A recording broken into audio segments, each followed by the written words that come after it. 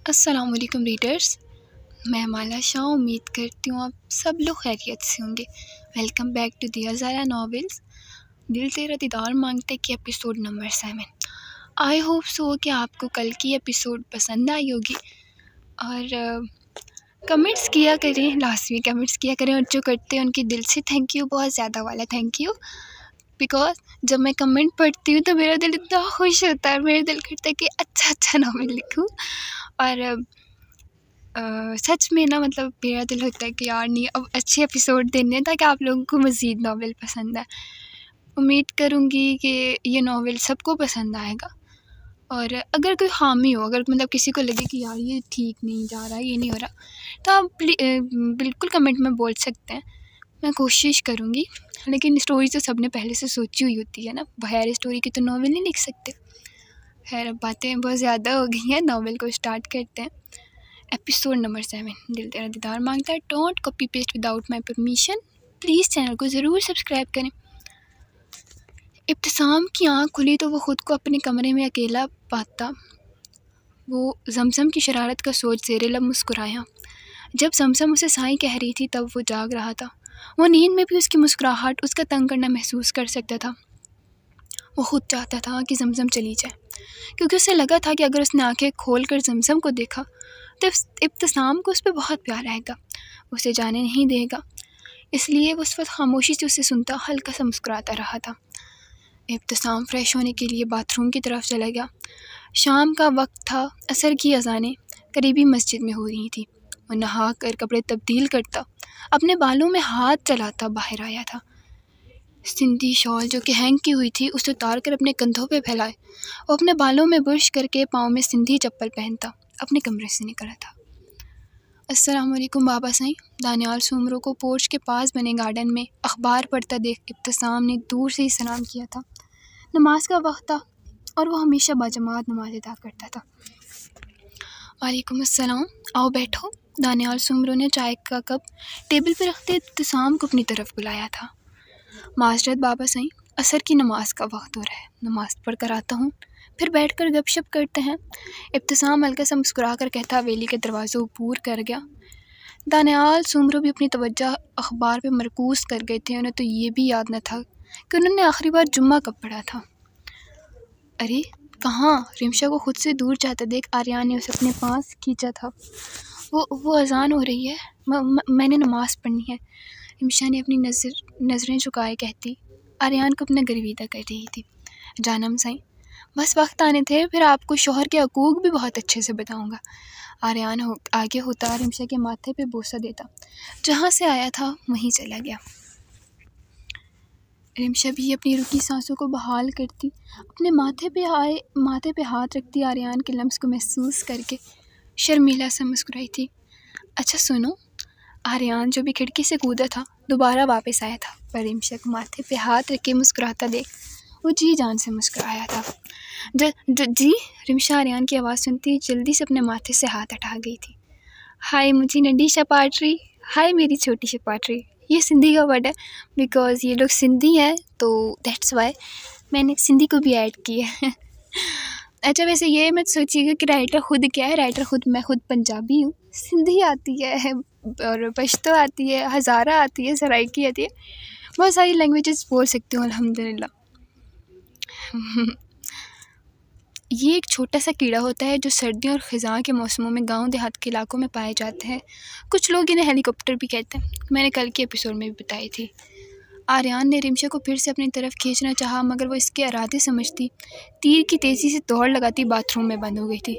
एक लम्हे को आर्यान को बहुत गुस्सा आया, मगर अगले ही लम्हे वो रिमशा का सोचते उसका गुस्सा उड़न छू हुआ था। जानम सही, बस कुछ दिन, फिर आप को कहीं से भी राह फरार नहीं मिलेगी, आना तो आपको मेरी बाहों में ही है। आर्यान बाथरूम के दरवाजे के करीब होता कहकर रिमशा को डरा गया था। वो गहरे गहरे सांस लेने लगी। आर्यान उसकी हालत का ख्याल करता वहाँ से चला गया। रिमशा भी आर्यान की गैर मौजूदगी महसूस करती वज़ू करके दरवाजे को थोड़ा सा खोले कमरे का जायज़ा लेने लगी, और जब उसे कन्फर्म हो गया कि वो शख्स जा चुका है, वो तेज़ी से बाहर आती जाए नमाज़ बिछाकर उस पर नमाज़ पढ़ने खड़ी हो गई थी। सुने, हमें आपसे कुछ बात करनी है। सबीहा अपने चेहरे को निकाब से छुपाए नमाज की तरह दुपट्टा लपेटे हाथ में तस्बीह पकड़े टीवी लाउंज में चक्कर लगा रही थी। जी कहें कावड़ जो भी नमाज पढ़ कर आया था, सबीहा को एक नज़र देखकर वो सीढ़ियाँ चढ़ने लगा था कि उसकी आवाज़ पे उसके बढ़ते कदम थमे। वो हमें आपकी एक मदद चाहिए। सबीहा तस्बीह के दानों को रोकती अपनी नज़रें झुकाए दावर की तरफ बढ़ी। कैसी मदद? दावर खटका था। वो हमने अदा सिंह को गलत समझ के उन्हें बातें सुना दी हैं। अब वो हमसे नाराज़ हैं, तो क्या आप हमारी सिफारिश कर देंगे? वो अपनी नज़रें किसी गैर मुरई नुक्ते पे मरकूज़ की दावर से बोली थी। लेकिन मैं सिफारिश क्यों करूं आपकी? चलो अगर मैं कर भी लूं तो इसके बदले में मुझे क्या मिलेगा? दावर के लहजे में शोखी थी।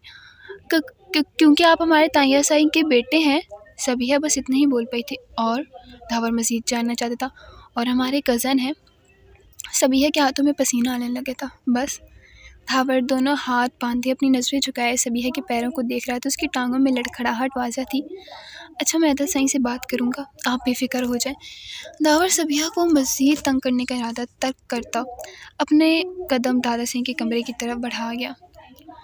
आज उसे जानना था कि आखिर क्या बात थी जिसकी वजह से शाह हवेली वाले और वो आपस में दुश्मन बन गए थे। सबीहा भी अपने हाथों को दुपट्टे के पल्लू से साफ करती तेज़ी से सीढ़ियाँ चढ़ते अपने कमरे की तरफ चली आई थी। दावर सबीहा का तेज़ी से भागना देख अपनी मुस्कुराहट दबा गया था।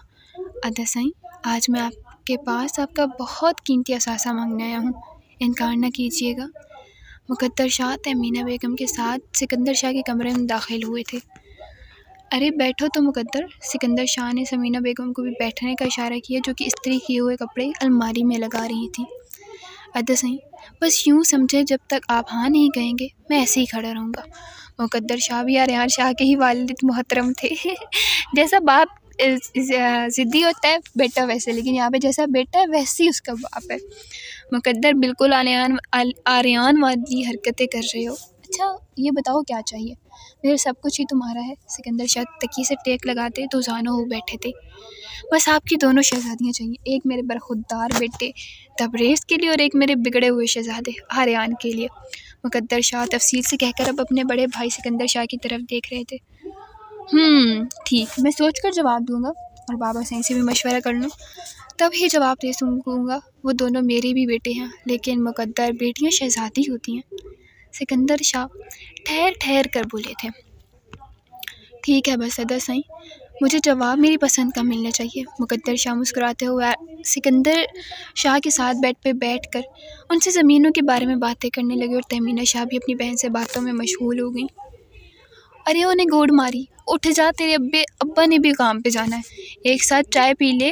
दूध के लिए तेरे बाप ने गाय नहीं ला कर दी मुझे। शमसा खातून तीसरी बार अमरेहा को उठाने आई थी। अब की बार उनके हाथों में चप्पल भी थी। क्या है अम्मा, सुकून से नहीं सोने देती हो इस काले कोका कोले चाय के लिए? अमरेहा टूटी हुई चारपाई से उठती अपने बालों को हाथ से ठीक करती बोली थी। आहा, तेरी ही सुकून की खातिर तो तेरे बाप को अभी तक रोका हुआ है। अब चल सीधी शराफत से मुंह हाथ धोकर बावर्ची खाने में आ जा, तेरे बहन भाई भी तेरे इंतज़ार कर रहे हैं। शमसा खातून कहते ही उस पोसीदा कमरे से निकल गई और अमरिया भी टेढ़े मेढ़े मुँह बनाती उनके पीछे चलती थी। शाम के वक्त अमूमन गांव में मर्द अपने घरों में बनाई बैठक, एक ख़ास जगह जहां मर्द बैठकर बातें करते थे, वहां बातों में मशगूल नज़र आते थे। औरतें हांडी चूल्हा करती एक दूसरे की तरफ चक्कर लगा लेती थीं। तबरेज़ अपनी गाड़ी को फुल स्पीड में चलाता हुआ मेन रोड से गांव में दाखिल हुआ। लोगों ने पहली बार तबरेज़ को इतनी रेस ड्राइविंग करते देखा था तो सभी घबरा गए थे। मुनीश सिकंदर से शादी का गुस्सा यूं उतार रहा था। शाह साहब को क्या हो गया है, इतनी तेज़ गाड़ी क्यों चला रहे हैं? लोग आपस में बातें करने लगे थे। अदा साईं गाड़ी आहिस्ता चलाएं। आर्यान की कॉल देख तबरेज़ ने फ़ौरन अटेंड की थी। उसकी बात सुनते तबरेज़ ने गाड़ी की स्पीड काफ़ी कम कर दी थी। गाँव में से किसी ने आर्यान को कॉल की थी। कर दिया आहिस्ता। तुम्हें किसने बताया मेरे बारे में? आज पहली बार तबरेज़ का लहजा तल्ख था, आर्यान ने महसूस किया था। आदा सही, खैरियत तो है, इतना गुस्सा? अच्छा सब छोड़ें, आप बस डेरे पे आए, मैं वहीं हूँ, वहाँ बैठकर बात करते हैं। आर्यान कहता कॉल काट गया, क्योंकि उसे मालूम था तबरेज़ कोई ना कोई बहाना बनाएगा। तबरेज़ मोबाइल को डैशबोर्ड पे फेंकता गाड़ी का रुख हवेली के बजाय डेरे की तरफ कर गया। अतः साईं आ जाऊँ, इजाज़त है? दावर इब्तिसाम के कमरे को नॉक करता बोला था। आ जाओ दावर साईं। रोका किसने है? इब्तिसाम को अच्छा नहीं लगता था कि दावर का पूछ कर आना, हालांकि बाकियों को सख्ती से कहा गया था कि पूछ कर उसके कमरे में आया जाए। हाँ, अतः साईं, रोका किसी ने नहीं, बस मुझे अच्छा नहीं लगता। दावर कमरे में दाखिल होता अपने माथे पे बिखरे बालों को पीछे की तरफ करता बोला था। अच्छा चलो मान लेते हैं तुम्हें अच्छा नहीं लगता, लेकिन मुझे भी अच्छा नहीं लगता कि तुम पूछ कर आओ। तुम भाई हो, यार हो मेरे, आ सकते हो। इब्तिसाम मुस्कुराता हुआ सोफे पे बैठ गया था। अदा, मुझे आपसे एक बात पूछनी है। दावर को थोड़ी हिचकिचाहट महसूस हुई थी। इब्तिसाम भी समझ गया था कि दावर तक रिपोर्ट बाकिर नहीं पहुँचाई है। इस बाकिर का तो मैं इंतज़ाम करता हूँ। इब्तिसाम थोड़े सख्त लहजे में गोया हुआ। दसीम, जैसा आप सोच रहे हैं वैसी कोई बात नहीं। मुझे बहुत अच्छा लगा सुनकर, लेकिन आखिर वजह क्या थी? दावर इब्तिसाम के साथ ही सोफे पर बैठता अपना रुख इब्तिसाम की तरफ कर गया था। बहुत गहरी वजह है। इब्तिसाम एक गहरी सांस खारिज करता उठ खड़ा हुआ था। और मैं ये वजह किसी को नहीं बताना चाहता, क्योंकि मेरी बीवी ने मेरे लिए बहुत मोअज़्ज़ज़ है। इब्तिसाम अपने दोनों हाथ पीछे की तरफ बांधते अपने कदम बढ़ाता खिड़की की तरफ आया था, जहाँ से गांव बहुत खूबसूरत दिखता था। दूर पगडंडियों पे खेलते बच्चे और डूबता सूरज बहुत खूबसूरत मंजर पेश करता था। अतः साईं, वो मेरे लिए भी मोअज़्ज़ज़ है।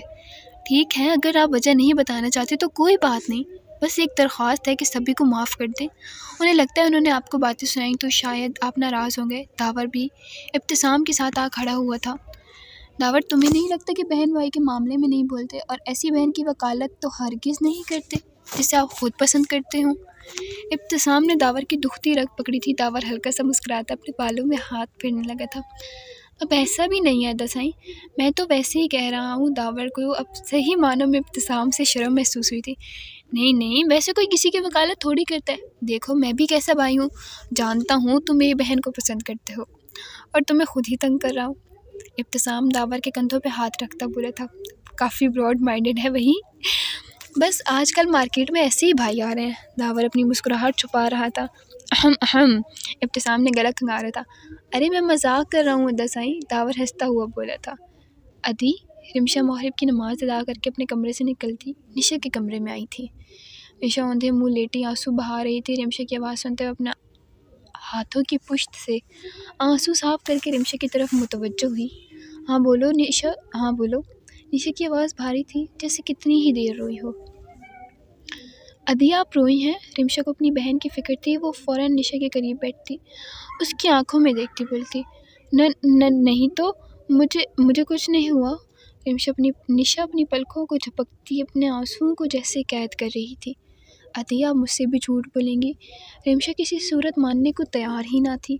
रिमशा, तुम भी ना क्या फजूल बातें पूछती रहती हो? निशा बेड से उठती वॉशरूम की तरफ बढ़ी थी।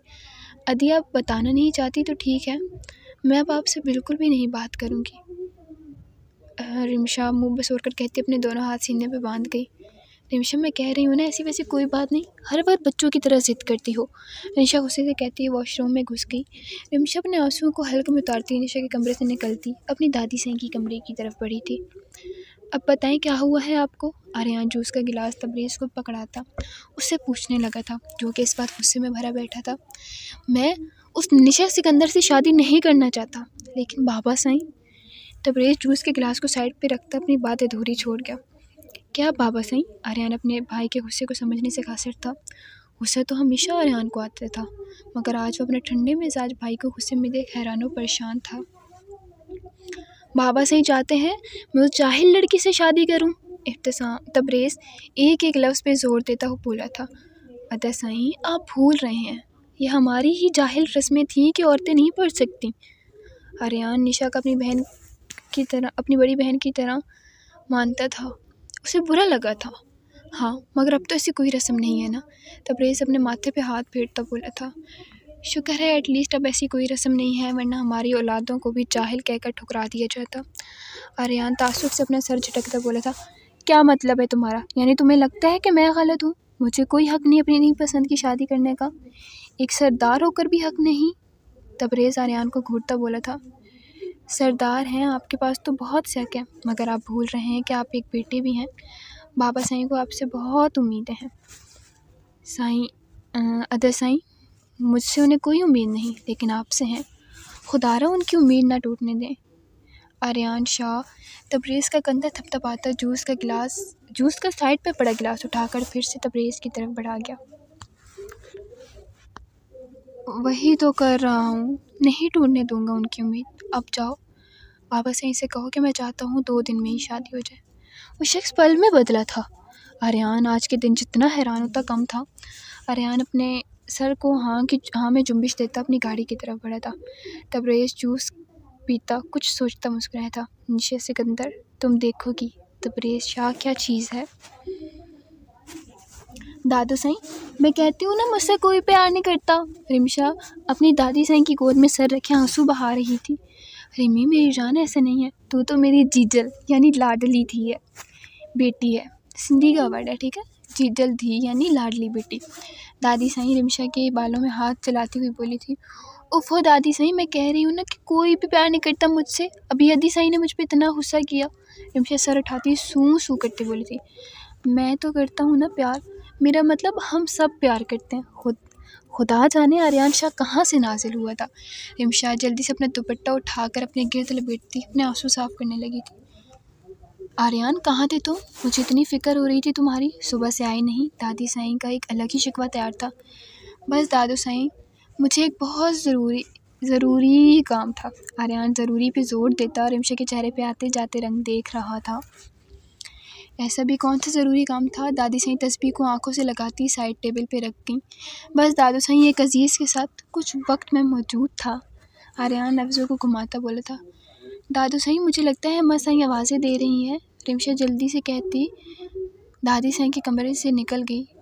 रिमशा के जाने को बहुत महसूस किया था उसने, मगर वो नज़रअंदाज करता दादी साईं से बातों में मशगूल हो गया था।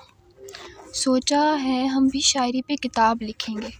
उस किताब में हम अपनी पहली मुलाकात लिखेंगे तेरी अदा, तेरी हर बात लिखेंगे। हम तेरे लिए अपने जज्बात लिखेंगे जब किताब हम पहली गज़ल, उस गज़ल में तेरे मुस्कुराने का अंदाज़ लिखेंगे कितना हसीन है हमारे यार का चेहरा। हम तेरे सारे उसमें कमालात लिखेंगे। जो ना लिखेंगे वो होगी फ़क़्त तेरी बेवफ़ाई। बाकी उसमें तेरे सारे ख़यालात लिखेंगे। एक तो लिखेंगे उसमें हम अपना तड़पना, और उसके बाद के सारे मामलात लिखेंगे हम अपनी तन्हाई का आलम। जब साया भी साथ छोड़ जाए वो लम्हात लिखेंगे उसमें कैसे ज़िंदा जलता है कोई। हम इश्क की सारी तफसीलात लिखेंगे उस किताब में जब आखिरी वर्क, उस वर्क पे हम इश्क में वफ़ात लिखेंगे। हाय अल्लाह, इतना ज़बरदस्त शेर है ये। एक खूबसूरत आवाज़ पूरे हॉल में गूंजी थी। ये लोग बहुत खामोशी से सुन रहे थे। गज़ल के ख़त्म होते ही हॉल में तालियों की आवाज़ गूंजने लगी थी। अमरीहा आज बहुत खुश थी। आज उससे इस गज़ल के 10,000 मिलने थे और लोगों को बहुत पसंद आई थी उसकी गज़ल, यानी पैसे पक्के थे। अमरीहा खुशी खुशी स्टेज से उतरती ओनर के पास आई थी। सर, मुझे पैसे दे दें, अब्बा की दवाइयाँ भी लेनी है। वो अपने बुरके को संभालती ओनर तक आई थी जो कि स्टेज से कुछ फासले पे था। आज पैसे नहीं मिल सकते, कल लाना, बहराम दुरानी कहता आगे बढ़ा। सर प्लीज़ पैसे दे दें, अब्बा की दवाइयाँ ख़त्म हो गई हैं और पैसे तो आज मिले ही होंगे ना टिकट के। अमरीहा हिचकिचाती हुई बोली थी। क्या मतलब है तुम्हारे इस बात से? कौन से पैसे, कहाँ के पैसे? कह रहा हूँ ना कल पैसे ले जाना। चल अब जा यहाँ से, बहराम दुरानी कहता हुआ टिकट साइड एरिया की तरफ बढ़ा। अमरीहा अपने आंसू पोंछती बुरके को जो कि उसके कद से बड़ा था संभालती हुई कॉन्सर्ट के पिछले हिस्से से निकलती बस के इंतज़ार में तेज़ चलने लगी थी। सर्दी कुछ ज़्यादा ही थी। वो ठठरती हुई अपने बाजुओं को सहला रही थी। आंसू उसकी आंखों से बहते उसका निकाब भी भिगो रहे थे। लोगों से भरी बस कुछ ही पलों के लिए रुकी। वो तेज़ी से बस में सवार होती, बस में जगह देखने लगी। थोड़ी सी जगह उसे ड्राइवर की सीट के पीछे नजर आई थी। वो जल्दी से वहाँ बैठी थी कि क्या मुमकिन कोई और औरत उसे धक्का देकर खुद ही बैठ जाती। अमरीहा एक गरीब लड़की थी। वो शेर व शायरी करके कुछ ही पैसे कमाती। उसकी शेर व शायरी के पैसे ओनर को तो हज़ारों की तादाद में मिलते, मगर वो अमरीहा को चंद ही रुपए देता था। शम्स साहिब, अमरीहा के वालिद, फ्रूट का ठेला लगाते थे, लेकिन इतनी बिक्री ना होती। 2 छोटे बहन भाई स्कूल पढ़ते थे और अम्मा लोगों के घरों में काम करती थी। अस्सलाम वालेकुम बाबा सही, कैसे हैं? तबरेज़ मुकद्दर शाह के कमरे में दाखिल होता आवाज़ बुलंद बोला था, वालेकुम अस्सलाम। कहाँ थी शहज़ादे सही? मुकद्दर शाह तबरेज़ की पीठ थपथपाते उठ बैठे थे।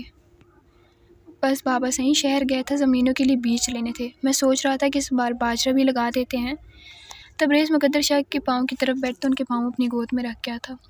हाँ ठीक है, बाजरा सही रहेगा जानवरों के लिए, जो तुम्हें बेहतर लगे।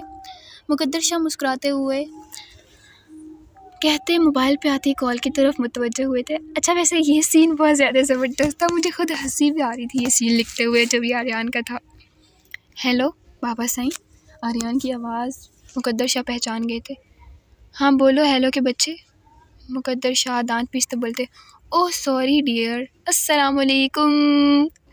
आर्यान खींचता हुआ बोला था, वालेकुम अस्सलाम। मुकद्दर शाह भी उसी के अंदाज में बोले थे। अच्छा बाबा जी मुझे बता दें कि आप मेरी शादी रिमशा सिकंदर से करवाएंगे या नहीं? आर्यान ने सलाम के बाद डायरेक्ट अपना मुद्दा बयान किया था। ये फ़ोन पे पूछने वाली बात है? मुकद्दर शाह ने दांत पीसे थे। जी हाँ, आप बस हाँ या ना में जवाब दें। आर्यान बस था, ना ना ना ना ना। मुकद्दर शाह गुस्से से बोले थे, अब इस उम्र में आपको अपने नाना सही क्यों याद आ रहे हैं? बाबा सही दूसरी तरफ से आर्यान ठंडे लहजे में कहता मुकद्दर शाह को मज़ीद गुस्सा दिला गया था। तुम हवेली आओ, मैं बंदोबस्त करता हूँ तुम्हारा। मुकद्दर शाह फ़ोन रखने लगे थे। अरे फ़ोन ना बंद कीजिएगा, आपने कहा ना कि आप मेरी शादी निशा सिकंदर से नहीं करवाएंगे। आर्या ने दोबारा तस्दीक चाहिए थी। हाँ नहीं करवाऊँगा। मुकद्दर शाह ज़च होकर बोलते, अरे बाबा सही एक जवाब देना, क्या कभी नाना सही को याद करते हैं तो कभी हाँ तो कभी ना। आप मुझे बताएं, आप वाकई नहीं करवाएंगे? आर्यान आज मुकद्दर शाह के ज़ब्त को आजमा रहा था। नहीं करवाऊँगा। मुकद्दर शाह एक नज़र तबरेज़ को देखते बोलते, बस ठीक है फिर मैं ख़ुदकुशी कर रहा हूँ। मैंने प्लास्टिक की छुरी ले ली है नब्ज़ काटने के लिए, और पानी वाली पिस्तौल भी ले ली। आर्यान अपने कहकर रुकता कॉल काट गया। आर्यान आज ज़रा वापस आ जाओ तुम। मुकद्दर शाह मुट्ठी बंद करते हुए बोले थे। बाबा सही गुस्सा ना किया करें, बीपी हाई हो जाएगा। तबरेज़ भी मुस्कुराहट छुपाता बोला था, ये लड़का मुझे बीपी हाई की बीमारी करवा देगा। मुकद्दर शाह अफसोस से बोले थे, शिश शिश। आप? तबरेज़ सबीहा दावर को अपने पीछे देख बौखलाई थी। पहली बार उसने ऐसी बच्चों वाली हरकतें की थी। आहिस्ता आहिस्ता बोली। दावर ने उसे हाथ से आहिस्ता बोलने का इशारा किया था। जी मेरा मतलब आपको कोई काम था हमसे? वो चाय के मग किचन की शेल्फ पे रखती हुई थी। नहीं मुझे कोई काम नहीं था, बस आपको ये बताना था कि आपके दसें सख्त वाला नाराज़ हैं। दावर मासूम सा अंदाज़ अपनाता बोले था, क्या वाकई वो हमसे बहुत ज़्यादा नाराज़ हैं? सभी अपनी उंगलियां मरोड़ती परेशान हो गई थी। जी बहुत ज़्यादा वाला। दावर एक नज़र उसके हाथों को देखता अपनी नज़रें नीचे कर गया। अब आप बताएं ना हमें क्या करना चाहिए? सभी अपने हिजाब को दुरुस्त करती पूछने लगी थी। सोच कर बताऊँगा। अच्छा मैं चलता हूँ, डेरे पे साफ़ करना है। दावर को उसका उंगलियां मरोड़ना बहुत बुरा लगता था। वो ज़ब्त करता वहाँ से निकलता हवेली से निकल गया। अदे सही तो फिर क्या सोचा आपने? मुकद्दर शाह सिकंदर शाह के साथ चलते हुए बोले थे। मुझे कोई एतराज़ नहीं, वो दोनों ही मेरे बेटे हैं, लेकिन रिमशा भी बहुत छोटी है तो मैं चाहता हूँ पहले निशा की शादी करवा देते हैं, उसके कुछ अर्से बाद रिमशा की, क्योंकि तुम जानते हो अभी रिमशा का ज़हन बच्चों वाला है। सिकंदर शाह तफसील से गोया हुए तो मुकद्दर शाह भी सोचने में मजबूर हो गए। मगर अदा सही आप जानते हैं ना आर्यान को। मुकद्दर शाह को आर्यान की फ़िक्र थी, वो बहुत जज्बाती था। मुकद्दर शाह जानते थे। मुकद्दर मैं ख़ुद आर्यान को समझा दूँगा, तुम बेफ़िक्र हो जाओ। सिकंदर शाह मुस्कुराते हुए मुकद्दर शाह के कंधे को थपथपाते आगे बढ़े थे।